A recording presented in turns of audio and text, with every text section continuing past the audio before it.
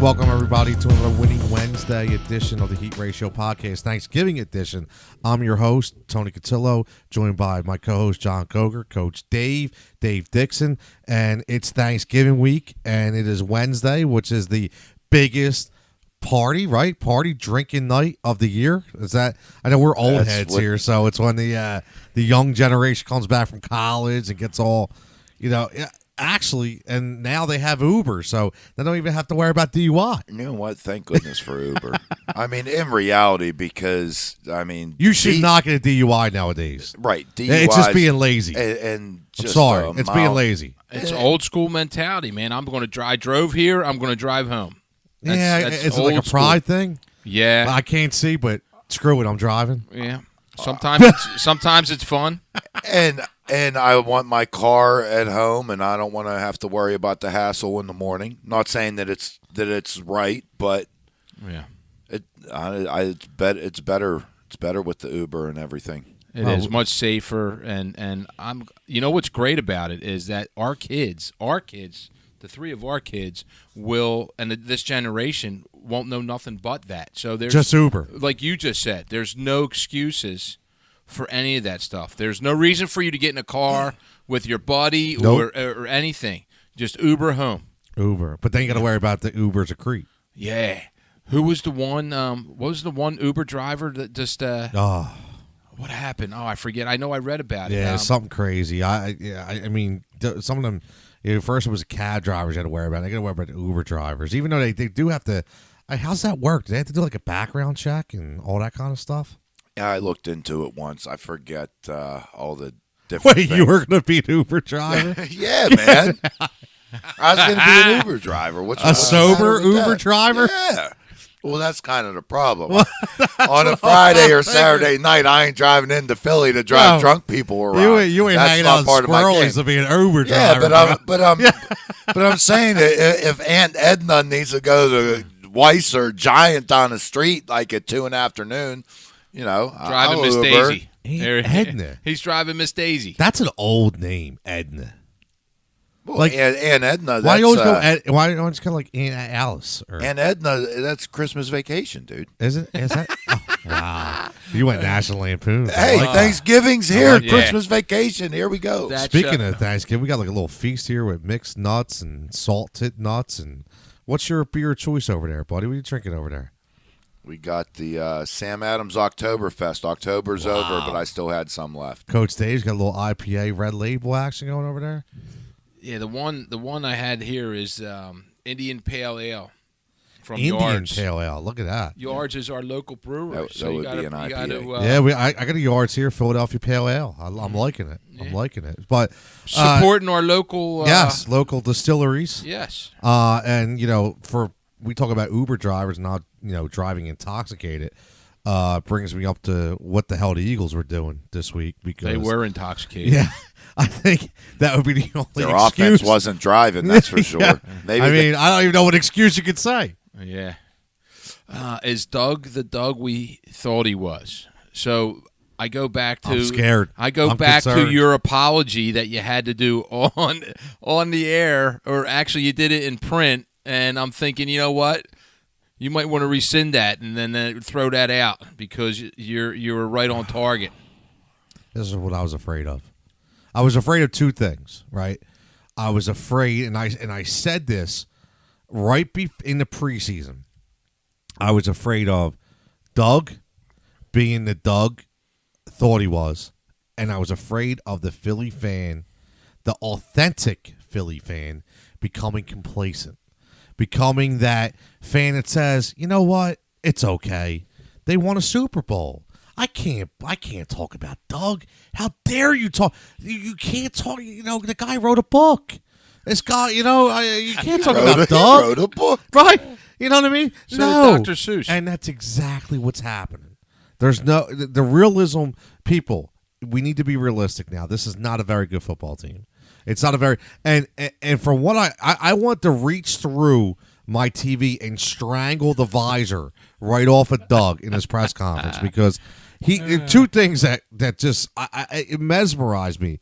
But he said, the first question they asked him, and I think it might have been Tim McManus. I'm not sure who asked him, but he said, "Hey, Doug, so what do you think?" The first thing Doug says, "Well, I'm excited, Tim. I'm really excited what the next couple of weeks hold. I'm really excited to get back to the grindstone and play a couple divisional opponents."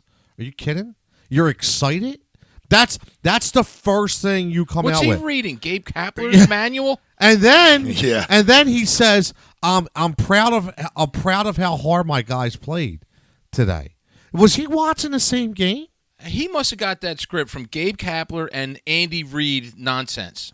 Yeah, because I don't understand where this came from. I really don't. And then he comes out yesterday and basically says, and listen, we could take whatever we want from it, but he basically said, "Hey, Philly fans, we don't need you." Okay, hey, listen, you take whatever context you have. He specifically said, "If you're not with us, we don't need you." So, but it was addressed to all Philly fans. Okay, so listen, Doug, relax. Okay, you won a Super Bowl, I get it. Okay, but you might want to look down the pike to Indianapolis and see what Frank Reich's doing out there with Andrew Luck. Okay, because that's the offense you ran last year. That's setting records. Okay, not this junk that you're throwing out there this year. So he needs to look in the mirror a little bit. He really does.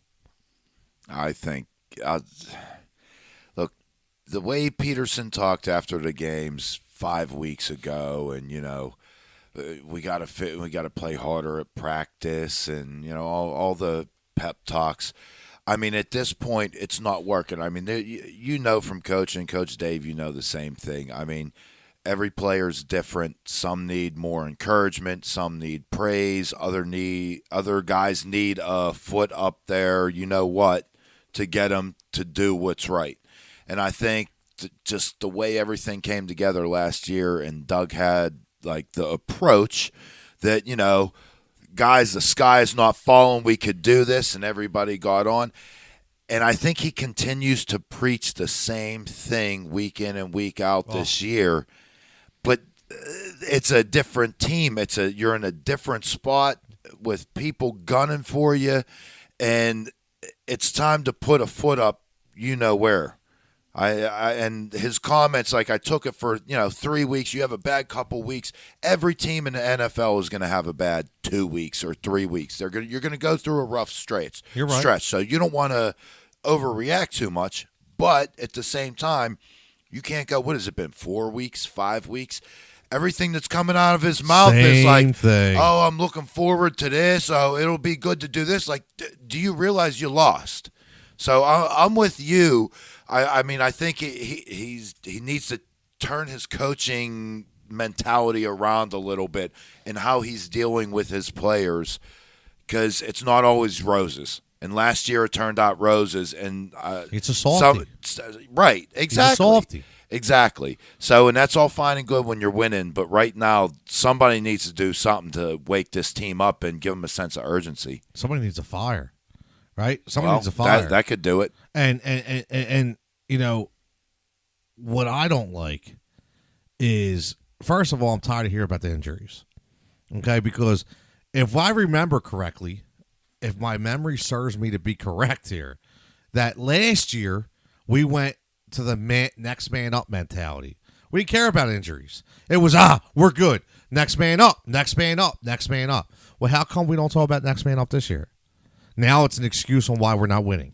Okay? And number two, Jason Kelsey doing an interview last week. And I don't know if any of you guys heard this. And I think Dave knows where I'm going with this because he's shaking his head, which is great. So, Jason Kelsey's doing an interview in the locker room.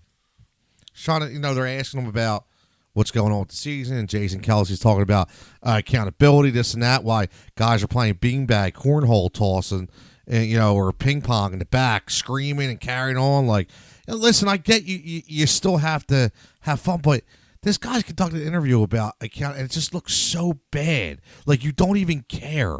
And I'm not saying they don't, but it's just perception, man. You got to watch. You really do. And you know what this game reminded me of? This game reminded me of, and you guys may or may not remember this, but number one, I'm a huge Sean Payton fan. I've always loved Sean Payton. I was an advocate for us trading for Sean Payton to get him here to be our head coach.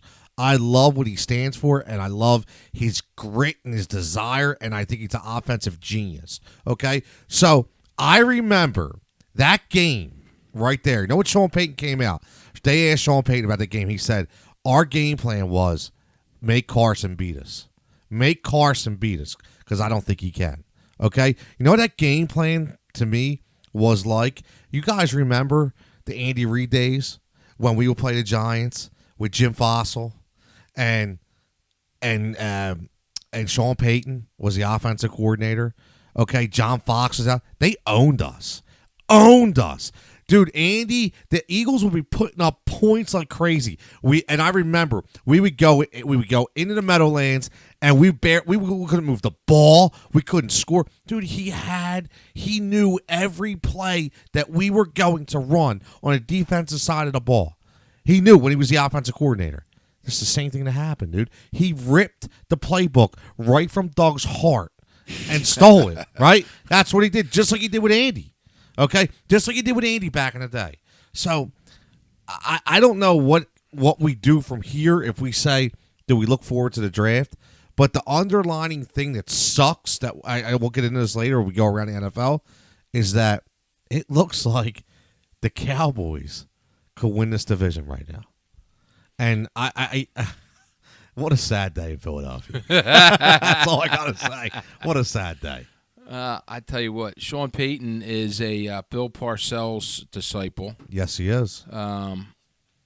And that last statement right there, says a lot, that he wanted Carson to beat him. Yes. Their whole philosophy. And so if you think back at the game where how many times they blitzed up the middle, right? And if you can think back to our passing routes, we were trying to pass the ball downfield in these situations instead of reading the hot read, understanding that it's a blitz, and throwing the ball to Golden Tate. On a slant? Maybe? Please? They did it late in the game in the fourth quarter. Yeah, they finally did it. Yeah, right. You figured it out now? 48-7. Where? Yeah. Hey, Doug, how about throwing a slant now? Great idea. I mean, come on, man. Give me a break. It was embarrassing. The coaching all around has been embarrassing. I don't want to blame the players because I don't want to believe that they just gave up. I really don't. Did you see Malcolm Jenkins apparently got burned on one play with Sean Payton, and apparently he flipped him the bird. I don't know how true that is. I haven't seen it on film. Who flipped who the bird? Malcolm flipped Payton the bird because of he got on with Kamar 1-on-1. Yeah. And it's a mismatch. Yeah. It is. Right. You know why he flipped him the bird? He flipped him the bird because they were up 40-7. Yeah. But guess what? We as an Eagles team, we were doing the same thing last year. Absolutely, and that's how you should play the game. So guess what? Yeah. It is what it is. Suck it up. Yeah. But to go back to your point, it is absolutely coaching. That game plan on both sides of the ball. Everybody that listens to us knows that I hate Schwartz. Jim Schwartz. I absolutely can't. Love the Schwartz. I cannot stand anything he does. Right? But Doug Peterson's the game plan and calling of that game was absolutely horrendous. Absolutely horrendous. And we can dissect it all. I don't even want to. But I know, but I'm just saying I don't want to either. It was awful. Carson's play was terrible. The offensive line, other than I thought Lane Johnson played okay with half a leg and everything. And now Kelsey's hurt. Yep. So going back, this is falling into my injury thing. Last year, the offense was the one that was injured. Yep. Right? The defense stayed relatively healthy. And the next man up mentality worked for our offense because we had some depth and we had a quality backup, and our running back stayed healthy. And we added a running back, right? So now you look at the other side of the ball. And this goes back to, as well as we want to say Howie Roseman did well last year, now you look back and this year you see the defensive flaws. You look at what Howie Roseman and Jim Schwartz did to us with the no quality backups. So It goes. This whole mess goes around the circle, and everybody is to blame. Howie Roseman has to be at the top of the tree to blame in this situation. Absolutely. Next goes your head coach, and then next goes your assistants. So my brother asked this, and I'll ask you guys. If Jim Schwartz gets fired, who fires him, the GM or the head coach? I already have my answer. I'll listen to you two. The GM or the head coach? Who fires? The head coach fires him. You think the head coach? Yes, absolutely. What do you think? I truthfully never thought about it before. All right, well, give us your opinion. I think it's the head coach. I think it's on this team, it's a head coach because they have so much faith in Doug to make all these decisions. Yeah, I'm going to go head coach, chain of command. All right, great, because I'll go GM. GM. Will be there. I think the GM Does would it be matter, there, too. though? Yeah, well, the GM is the boss. I know, but why does it matter? What's your Because take? my brother's philosophy was that Doug would never fire. Okay, because he's too soft. Right. That leans into Right, that makes he sense. won a Super Bowl together. Right, that makes sense. sense. And I'm like, well, that's horseshit because you need an attitude adjustment. You need something right now. Well, I'm sorry, you're not going to get it right now. But you need something right now. So this could lead into are the Eagles better than your top four to play in the Final Four? Hell no. So why would you fire anybody? Because you cannot continue to lose the team. And right now you're starting to lose the team. I believe that happened the game before this. Yeah, but I think it's actually come to fruition. Like Yeah. I think it started, but after this game, I seen a lethargic sideline. I start to see snippy players. I seen just nothing. I see nothing. You know what pissed me off in that game? And it's something stupid, okay? But this is just, and everybody says I look at dumb things and I look at body language, but I don't know if anybody knew this. So at the beginning of the game, the Eagles went to the wrong side of the field. So they did a coin toss. They said, New Orleans elected to kick. They said who was defending each side, and the Eagles lined up on the wrong side of the field. And then they had to take a timeout real fast, switch it all around, and Jim Schwartz on the sideline laughing about it, like it's a big joke. To me, that just shows again you're not ready to play mentally. Like you guys know, you coach, okay? And there's nothing that makes me more infuriates me more than to have my kids and I tell, hey, I'm not going to say names, but hey, you go in for A, go in for B. And they go, okay, coach, where does B play? Who am I going in for? That I want to go nuts because you're not paying attention. Your mind is nowhere near the game. So for your whole team to completely do that, and then your coach thinks it's a big time joke, just shows me that you guys ain't prepared to play. And one thing I want to ask, and we're gonna move on real soon because we get on, but I have a bad feeling. I hope I'm wrong. I'm not trying to jinx anything, but I think Carson's hurt, and Cool. I don't think he's saying anything. I noticed it 2 weeks ago. I noticed a limp a couple times. I know these ACL injuries take time to heal. Maybe he was feeling great. He got hit a lot. Maybe he dinged it a little bit. You started to get some pain. If you notice, his throws were horrendous. Go back on the film. He was flat-footed the entire game. Why? I don't know. So this was the most. I know he had a couple rollouts. I know they had a fake bootleg for him, but he seemed off. And I'm just thinking maybe, just maybe, it may be starting to bother him. I don't say it's not as serious, but I think, because everybody's starting to jump, maybe Carson's not. Stop. And all the people on Twitter, bring in Nick Foles. Stop. Stop. That's not happening. Okay, this is your future. And I know me and John will get on Mario to talk later, but I just think that, this whole philosophy has to change. I hope if he is hurt, it's something minor. And it's something that's just, expected with an ACL heel. But all I know is at 4-6, the season's really close to being. I know you have your, and it's not because it's not because I'm not a fan. For Christ's sake, it has nothing to do with it. This team shows me no reason to believe that I think they're going to be able to make a run. No reason. There's nothing that says. I am so tired. John mentioned it, he alluded to it earlier about the press conferences. We hear the same jargon every week. Oh, we're going to go back to the drawing board, and we're going to say, dude, stop. It's week friggin' 12. That stuff's over now. You do that week 1, week 2, week 3, not week 12. We're going to get Josh Adams more work. Yeah, he said that 3 weeks in a row. Yeah, and he scored. He had a nice run again.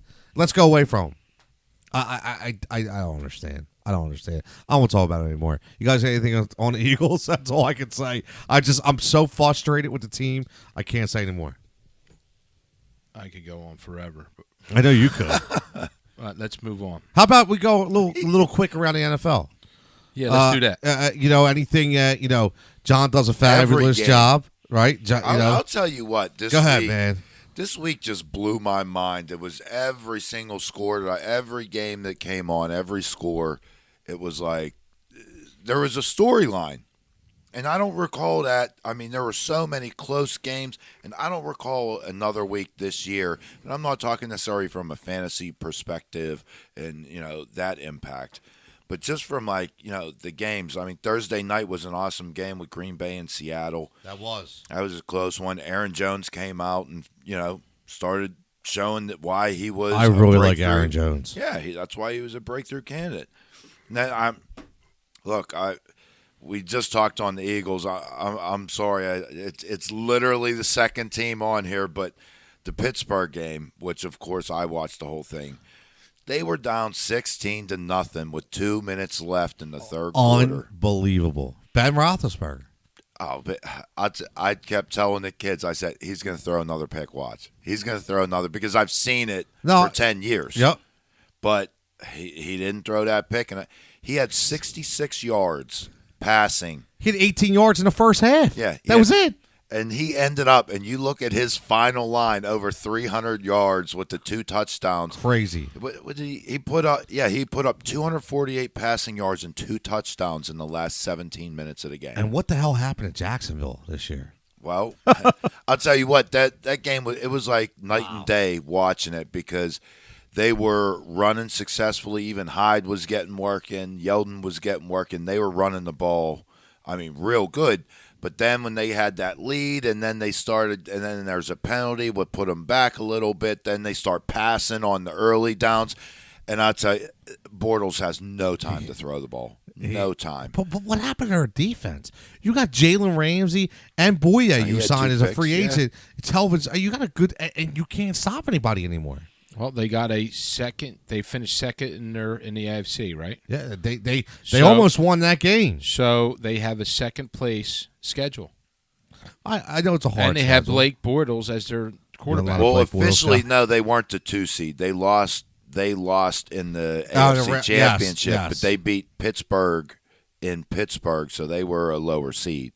Still, making the playoffs means you're playing a first or second place schedule. I don't know if they had first or second. No, they did. They did win the division, because Tennessee, I think, was the wild card. That's who lost to New England. Yes. Yeah. You're right. But, Jacksonville, it's almost this, I don't want to say hangover, but you have their defense was so dominant last year, and it just didn't come through this year. How about Carolina? Oh, I know. What's Ron Rivera thinking? I don't know. Going for 2 for the win or a tie.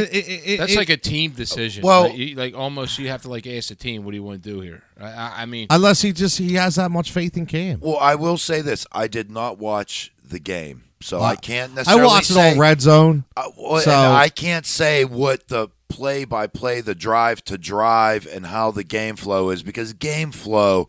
Some games you're just like, you know what, we've been dominating. Let's take the tie, go into overtime, and kick it. And it wasn't like that. It wasn't like that at all. All I know is you said Rivera, and all I think is Cam Newton not seeing the dude wide open. He sees him 4 seconds too late and misfires. Yeah, it wasn't there. It almost looked like to me he did have a chance to run for it if he wanted it, but He got hurt earlier in the game. He came out, so I don't know if he was a little He gun could have shy. threw it. He saw it too late. By the time he got it there, it was already over. I mean, to me, you got to get the points. You got to go to overtime. You got to kick the ball. I think your team deserves that. I would make that. I would do that. I will say Absolutely. though, I don't know if you guys know that, and I don't know if anything was wrong with him, but Graham Gano, which is odd. Well, that's the other reason. He missed the field goal And he that. missed the extra point. Right. So maybe he was thinking, "Oh shit, you know what?" That's definitely what had some background in it. But I'll leave it in my offensive hands. Then dude, you're talking about an extra point just because you missed one. I mean, No, I hear you. What about the Bears? Bears for real, man. I know, Dave. You said no offense, right? Listen, I love their offense. I love Matt Nagy and everything they do. I like Mitchell Trubisky. I love everything they do. Matt, don't call me Charles. Yeah. yeah. Don't call me Charles. But I don't think I don't trust a second-year quarterback and a first-year coach making it. I know their defense is very good, and Khalil Mack is an absolute freak show. He is a stud. He's the closest thing, and I mentioned his name earlier, to Derek Thomas, who wore number 58 for the Kansas City Absolutely, Chiefs. man. He's the closest that I've seen to that. Like, Derek Thomas was close, I dare say, to my favorite player ever, who was Lawrence Taylor. LT. But Khalil... Those were my two favorites too, Dave. Well, Reggie White was my second favorite, but anyway, he just said his two favorites were Lawrence Taylor and Derek Thomas. Oh, were they really? Yeah. Growing up, those were my two dudes. I would have pictured you as a Brian Bosworth guy or something. No. The Boss. The Boss. Stone Cold. Listen, you're throwing me off here. Okay? I'm sorry. I'm in a major train of thought. I'm but sorry. anyway, listen. It's not hard to do. I know the Bears. I don't think they'll do. I think they'll be in the playoffs and go home first game. I don't think. And you're probably right. And like you said, the whole team came together. You didn't even mention Allen Robinson is a free agent, Trey Burton is a free agent, and Anthony Miller, a rookie wide receiver, starting to come to his own.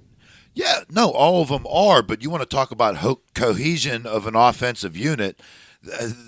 There's none of them that have played more than 2 years together. No. You know what I mean? They're mostly all fresh, and they haven't all about been, coaching, like we said earlier. Right, and I mean Trubisky's had a couple big games, but you can't count on him to come back against a playoff caliber team if they get down. Nah, dude, he has some skill, but if they made it that far, it would be like the year the Bears made it with Rex Grossman being a quarterback. You know what I mean? In all honesty, but I just look at the NFL, and I'm sorry to look at the scoring, right? And I don't think that they score enough. And people want to talk about defense. I love defense. I wish that defense still ruled the NFL, but it does not. Especially with the penalties It definitely nowadays. Defense can't. Exactly, and defense does not win championships. That saying right now, I don't think it exists in our NFL. No, anymore. it doesn't. No more. And you look at our Eagles. Our Eagles won a Super Bowl, and their defense gave up 500 yards in the Super Bowl. So, you have to lean towards a team like the Saints winning the Super Bowl, like John Steelers winning the Super Bowl, and that's where I would go from there. The NFL is an offense-friendly and score as much as you can league. Offense first. Yes, absolutely. Offense first. And what about the offense of Lamar Jackson? Or lack thereof. 27 carries. Most for a rookie quarterback, 27 carries over 100 yards rushing, and did something that Flacco hasn't done in a while, and that's got the win. And Flacco's not going to play in Week 12 this week either. Oh, did they already? Yeah, they said he's probably not going to play. So Lamar's going to play this week. Him? His hip, something with his hip. The fact of the matter that you have a quarterback doing that, he won't make 4 quarters in the next game. They will hurt him. Well, he sure as heck ain't going to make 4 years. No, exactly right. Exactly right. He's not. You're right. He won't make 4 games. That's not these players on defense. They will kill him. He will take 3 or 4 devastating hits, and he won't want to get up again.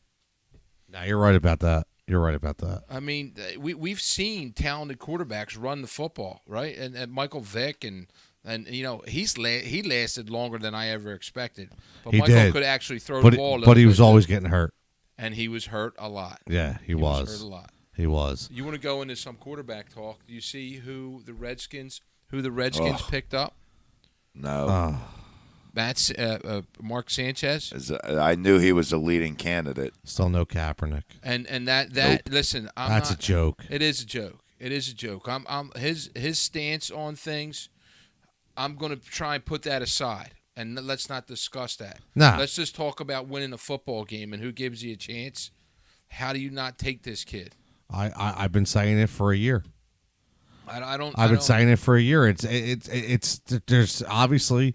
I mean, he's being blackballed. I get it. I understand it. Nobody wants, listen, I'm not, I don't want to go into it because because I feel agree. very strongly I agree. about it, and I don't want to open up no old wounds. But the fact of the matter that I have guys like T.J. Yates trying out, and I got Matt freaking Barkley.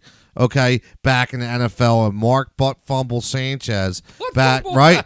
And instead, Cap still can't get a job or even a tryout or even a sniff is absolutely asinine. It really is. It's a shame. It is. It's But a shame. speaking of quarterbacks, how about that dumpster fire in Tampa Bay? Now we're back to Jameis Winston again. That does not shock me, and I'll bet you there will be another switch. It's ridiculous. Dirk Cotter is as much as gone. See you, Dirk. Yeah, you can't keep You flip-flopping man. back Come on. and forth, and it's My Lord. all right. That whole team, they're getting 500 yards of offense every single week. Is that crazy? It's unbelievable. It's unbelievable. And then you look down the road and you talk about ultimate stiffs.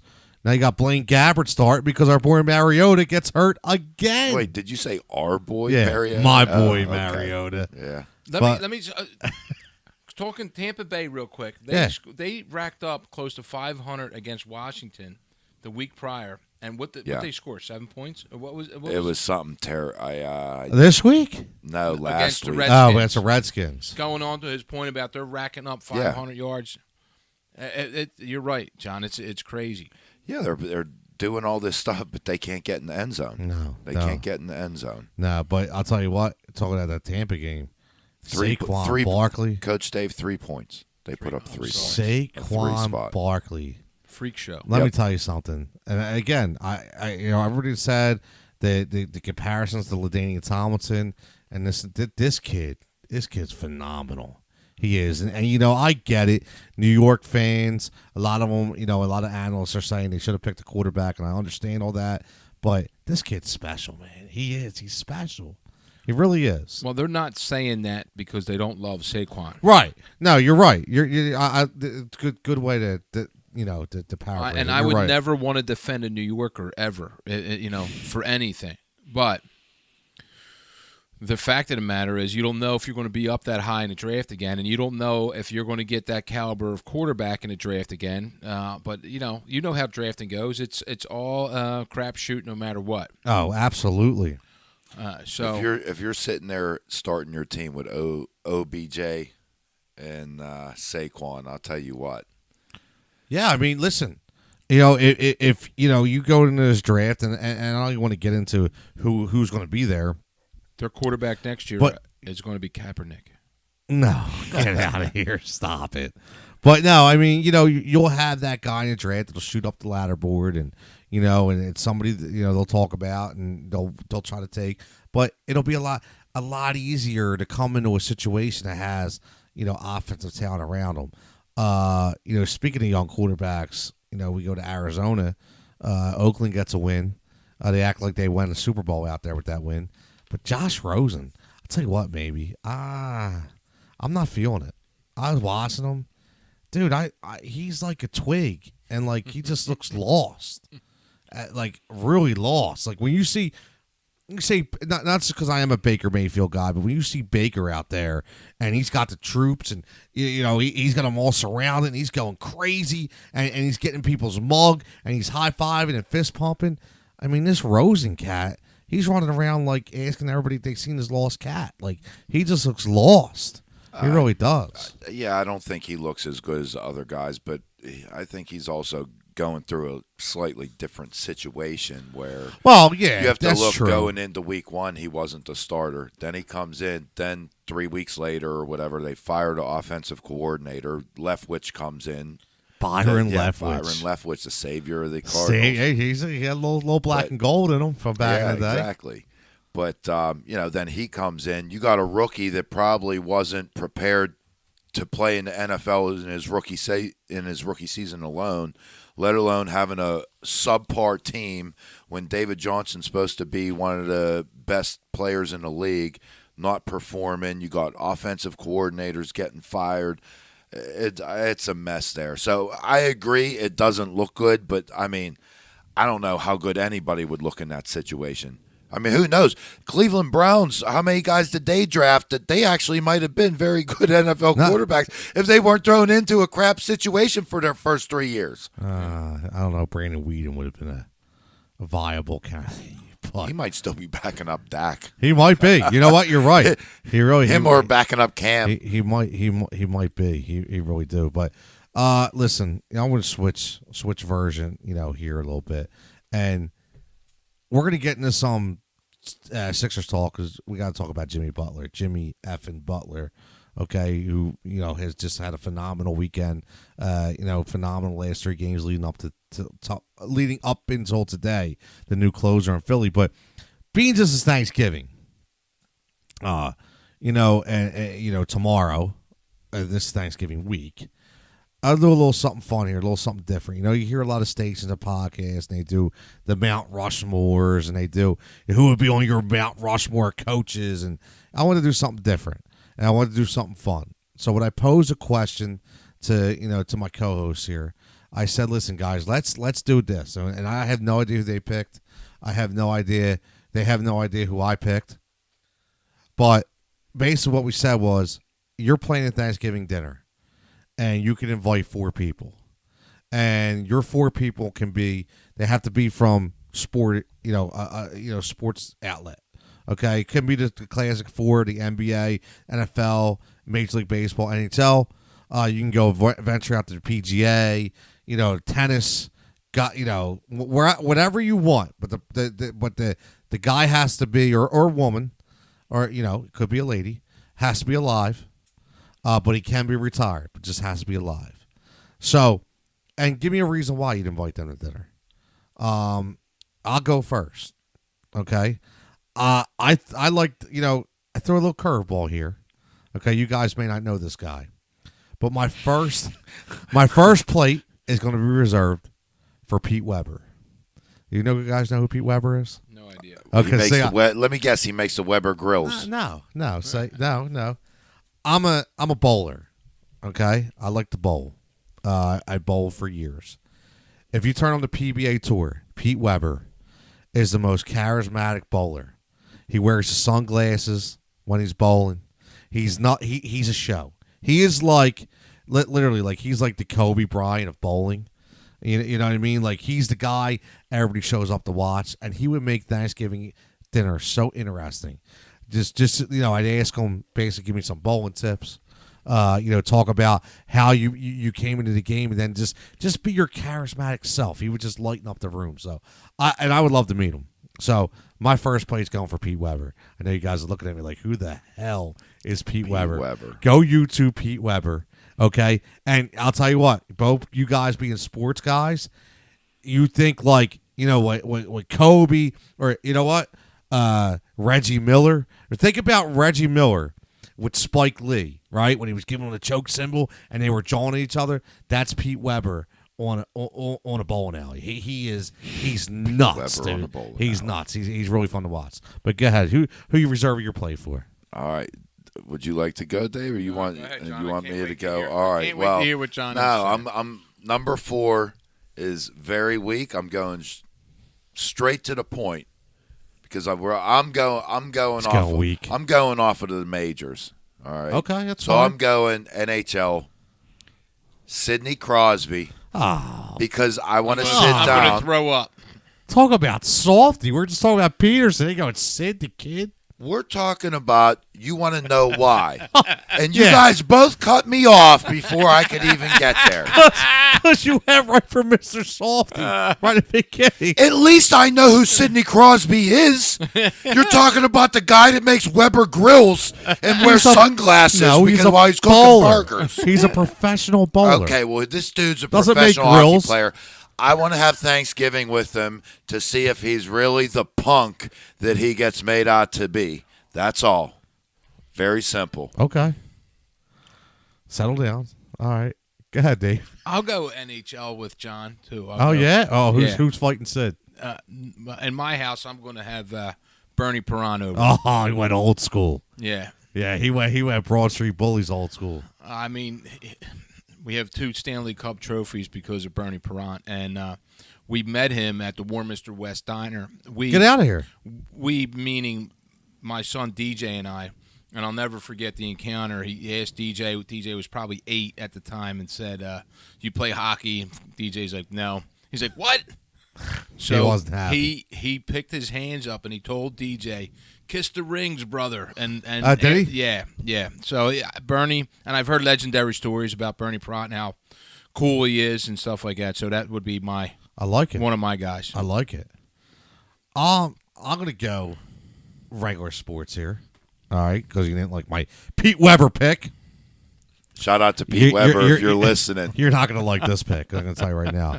I'm inviting Barry Bonds, and I'm inviting Barry Bonds because listen, not only do I want to hear about, because we all know what happened, right? I want to hear about it. I want to hear, kind of like what went down. But I also, no matter what this guy did, he had one of the nastiest strokes in all of baseball.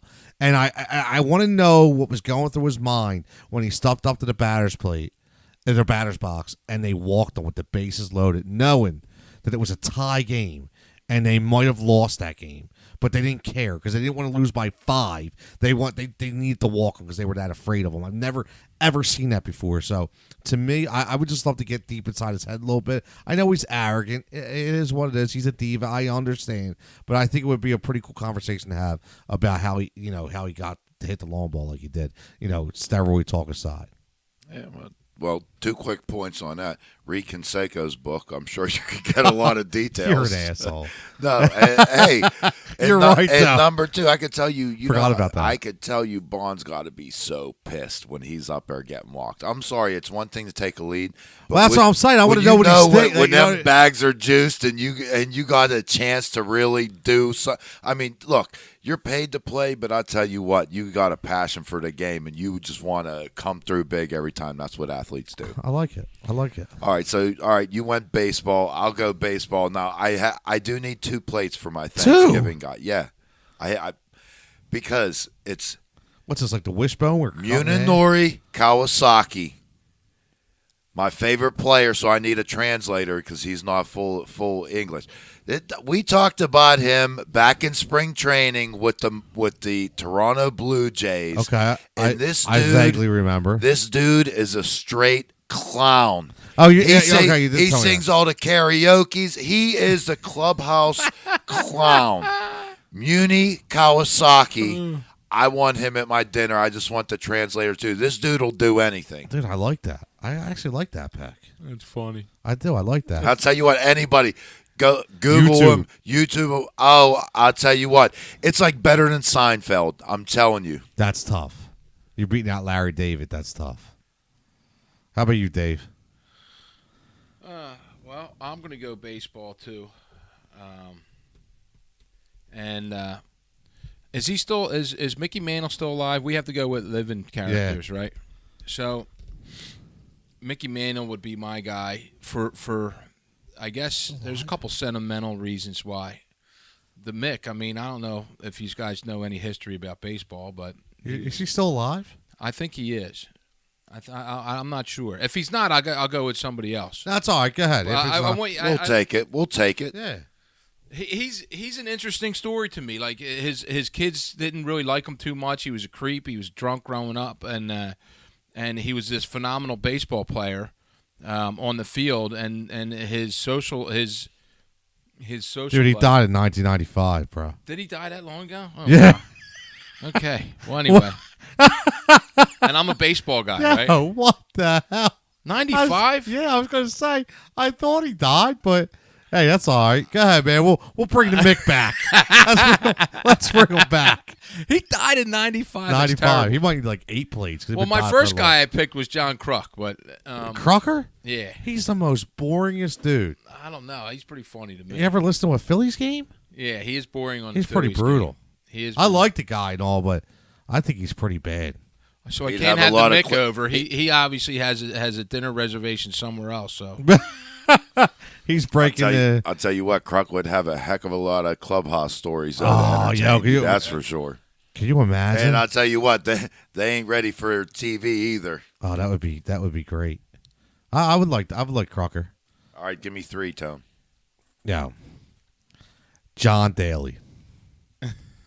You guys had. I was going. God, can you imagine having a conversation with John Daly, that crazy animal? Yeah. You know what I mean? That would be. And I honestly would like to know how his rise and fall actually happened. I mean, I think it's a phenomenal story. So, and I think he's probably a pretty fun guy to hang out and drink with. No, I agree. I'm sure he wouldn't mind having a couple. And I'm drinks. sure we would need an Uber. Yeah. I think I would definitely get on the Actually, Uber. knowing home. John Daly, you never know. He may say screw Uber.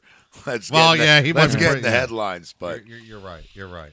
No, all right, no, so I agree. that's a good one. I like that. All right, so I got 2 left. Yeah, go ahead. Just All bang right, them out. This one, both of them. Yeah, screw it. Bang them All out. right, let's go.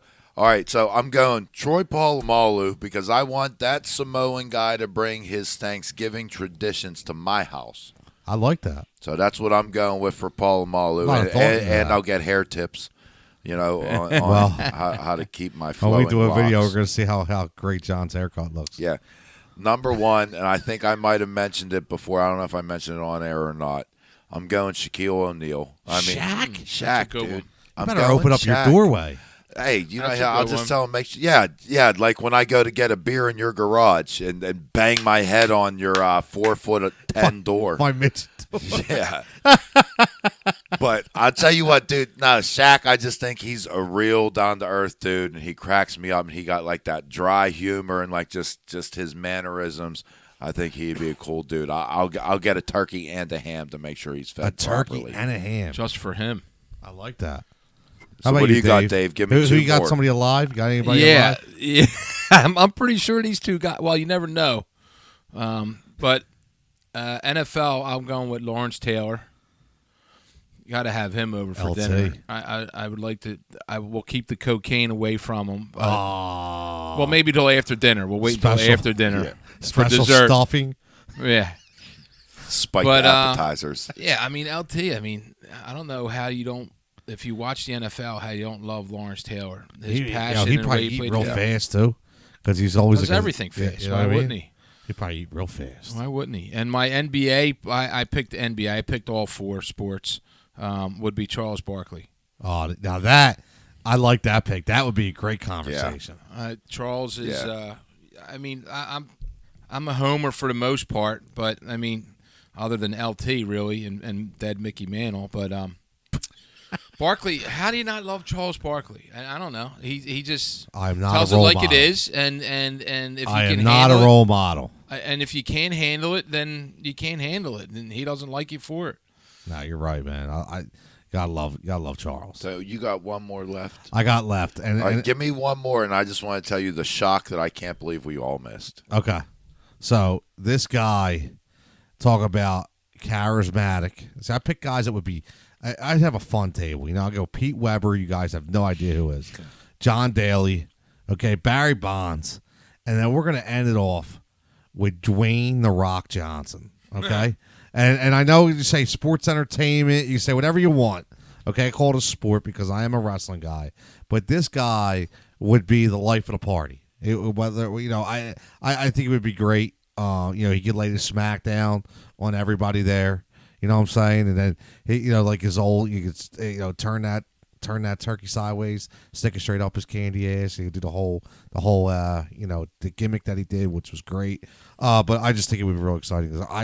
So I'm going Pete Weber on one side, and he'd be probably making eyes with The Rock as he's giving on the people's eyebrow. And I got Barry Bonds, John Dale. We kind of, trading sports stories a little bit.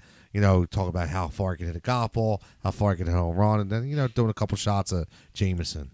All your guys are alive. Yes, I'm good. Yeah, I got a lot. So who do we miss? Who do we miss? No, just one shot. I was just sitting there thinking, nobody wants to hang with Mike Tyson. Ooh, you want to talk about a because crazy his voice dude. is annoying as hell. No, Mike would be great. Yeah, but we did a lot of sweet stuff. Oh, well, listen to this guy. That was good. That was all right. I like that. Did you ever see Mike do his stand-up? No. You would love him. He did a stand-up? He does a stand-up of his whole life. Really? Yes. I didn't know that. Yep. You have to look into it. It's phenomenal. He still got that tat all over his eye. Yeah, unless he's carving his face off. Well, no, they got technology now. You never know. I'm just saying. I'm telling you, right now, whoever's listening, if you didn't see it, you have to look it up. Mike Tyson you have to watch it. It's a phenomenal show. He is absolutely truthful about everything in his life, everything, and it's pretty touching. But it's him on stage talking. It's really, really good stuff. See, that's what we need a vote on. So Dave wants Mike Tyson stand-up. I'm going with Muni Kawasaki with the Blue Jays comedy, and you're going with I'm going Phil Weber and Pete his Weber. bowling. Friggin' Weber, Yeah, dude. well, Pete Weber. Wow. You got to check him out. So we got to You're check not a them all bowler. out, and we got to see. You're not a bowler. No, I'm not. Anybody in the audience? There's only one bowler that I know of. Walter Ray? It's Munson. Munson. Exactly. Oh, Thank Don't get you. Munson. So at least give me some Walter Ray. You know who Walter Ray is? No. Walter Ray Williams? Oh, my. I know not one bowler's name. No, Chris Barnes. None of them. We're losing audience Jason by Couch. the second. Oh, you guys are terrible. You guys are terrible. Speaking about audience, we got to talk Jimmy Butler. All right, we got to talk Jimmy Butler. Dude. Because finally the process He's going to have an audience. worked, right? It finally worked. We got the star that we were trying to hunt, right? What Brett Brown likes to say, star hunting, but we finally got the guy. And if anybody watched, which I know you guys watched, but we were talking about that Charlotte game just showed, exactly what we got. And I know Kemba, we're going to talk about that in a minute because Kemba Walker dropped 60. That guy's phenomenal. And, the only reason why you don't know who he is is because he plays in Charlotte. That's the only reason why you don't hear him enough. It's because he plays in Charlotte. It's where players play that nobody knows. CP3 played there for years and nobody knew what Chris Paul was. But just a sequence of, even though he dropped 60, with the game on the line, Jimmy Butler, he closes them out. He blocks them. He saves the ball, runs down the court. They throw a timeout. They set him up because he couldn't win it in regulation. He had a nice shot. It rimmed out. And then they give him the chance to win it again. And he just kills a three, man. I mean, that's what we missed. We finally have a friggin' closer. We have a closer on the 76ers. And I'll tell you what, I've never been more excited to watch a Sixers game since AI. And, and I still think they're missing one piece. But I'll tell you what, man, I'll take Embiid, Simmons, and Butler against anybody in the East, man. Anybody. I don't know. What do you guys think? I mean, it's looking good. I mean, it's a very small sample size. He certainly knows what he's doing, but it's going to be the rest of the team that, it's not just them accepting him in. It's also, everybody got to adjust a little bit. They haven't had a player like that. You know what I mean? So I get it. He needs, it's going to be interesting to see how all the dynamics play out over the next month. First glance and performance on the court, love it, but you got to see how it goes. I mean, it's only been 3 games, 4 games? Yeah. So yeah, you ready to give him 5 and 190? But I tell you what, I mean, he's definitely the real deal. You ready to give him 5 and 190? I'm just saying. Not after 4 games, no. Right? No. Yeah, but that's. I need to see his behavior for the rest of the year. You know he's going to be a good soldier. You know that because he wants to get paid. Yeah, well, that's fine. That's fine. He's got to get paid. But it's not just him being. It's the whole team. Right. I agree. I'm just saying you're not going to see the 100% Jimmy Butler. He's going to be a good soldier, because he wants to get a deal. No, well, Yeah, but I think what John's trying to say is if all three of the studs mesh together, if Ben Simmons says, "I'm not sure if this guy is going to work with us," or at big time, if Joel has a question mark about Butler, he's definitely not getting paid. Let alone if that's different. If they both agree. I'll tell you what, man, or what have you. I'm going to make a statement, and people might not like this, but I think kind of, Jimmy Butler kind of trumps Ben a little bit. I'm just throwing it out. No there. way. You Not can in the say city. what you want. No way. Listen, Jimmy Butler is if Joel Embiid says I have a question mark about Jimmy Butler, he is not getting the money. Guarantee that. No, I'm talking about Ben. I think it's a moot point. Truthfully, I don't think there's going to be. If anything, I see Ben wanting to. That will make him better, and I think his attitude will change for the better. Right. With Butler there driving the defense, the defensive mindset, and all those things, and just the grind he's going to get in everybody's grill. Right. I mean, no doubt. And I think once he gets a little more of that drive, that he's going to want to one-up him. And I think it's going to turn into a game between them two, who one-ups who, and Embiid's just going to beast like he does. Oh, I hope you're right. Embiid is Jimmy Butler's story is phenomenal. I don't know if anybody read his bio, and Tony's saying yes. Yep. Jimmy Butler was kicked out of his house when he was 13 years old by his mother. He was living with friends. He was, and the story that I read, how true it is, I'm not sure, but he was would only stay at his friend's house for a certain amount of time because he didn't want to be too much of an inconvenience. So he would rotate homes. Yep. Right? So this kid was legitimately homeless. His father abandoned him, right? And his mother kicked him out at 13. So you want to talk about this kid made his own? He absolutely knows what it takes to play, and he is exactly what Philadelphia loves. That we love, the new term is the grind, right? We grind. He's a grinder. He's a grinder. Well, I love it. Jimmy Butler is both sides of the floor. He can play everything, and he is going to do what you said, Tony. He's going to push. And, John, you just touched on it, too. He's going to push these guys, and hopefully they do play off each other because the three of them will benefit from it greatly. Yep. And I know, Tony, your talk about Fultz. Markelle Fultz. But Fultz has played better at the number 2 point guard. At the number 2.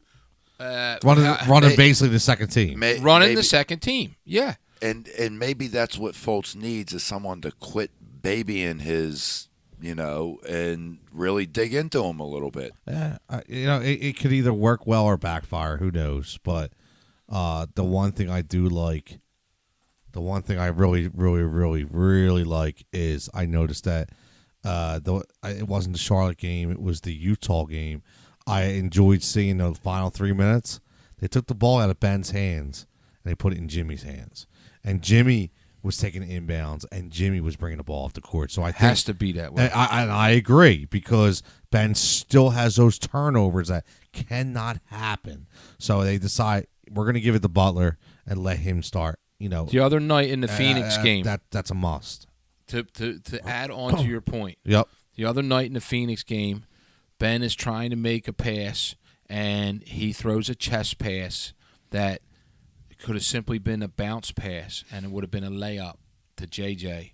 And he just does, like you said, he turns the ball over. Yes, him and Joel do that same thing. Oh, they do. Joel's not. Yeah, he's in this too.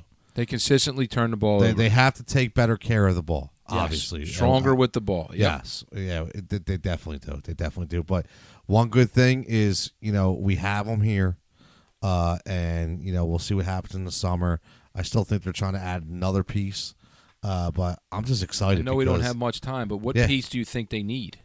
They need another shooter. Oh, they need another shooter. So scares me. There's some names out there. I still think the Carmelo has some legs. You get him for nothing. Yeah. So I think that could be a trial thing here. So, and I listen, if he comes in here under the mentality that he knows he is a piece and he's here to shoot, come off the bench, I think it'll work. But I think he has to have, and Jimmy's a hard guy to deal with, so Jimmy's not going to let him go popping off, and so I think this is the perfect compliment, so to speak, that you could have. And who knows? I mean, this guy gives you 10 points off the bench and a nice jumper. What the heck, man? Nothing wrong with that. I think they're missing that, so we'll see. But listen, man, it's been an hour already, so we got to close this down and get ready for our Turkey Day tomorrow. You know what I mean? Thanksgiving parade. I think it's going to be like 30 degrees. It's gonna be a little cold. Nice day for some football action. Some good eats. I'm already decorated, so I'll probably decorate my tree though that night. But again, I want to thank everybody out there for listening. Shoot us our comments. Tell us, who you would have over for Thanksgiving dinner. If you could pick a couple people that are actually alive and not deceased. But I'll take an invite if anybody wants to hang with me. Yeah, we're an open house here at the Heat Ratio. So again, at the Heat Ratio on Twitter. I'm your host. You can find me at Ticatolo23, at PGHJohn36 for John, and at Coach Dixon365 for Coach Dave. All right, so we're out. Everybody have a good holiday, and we'll see you next week. Take care. Happy Thanksgiving.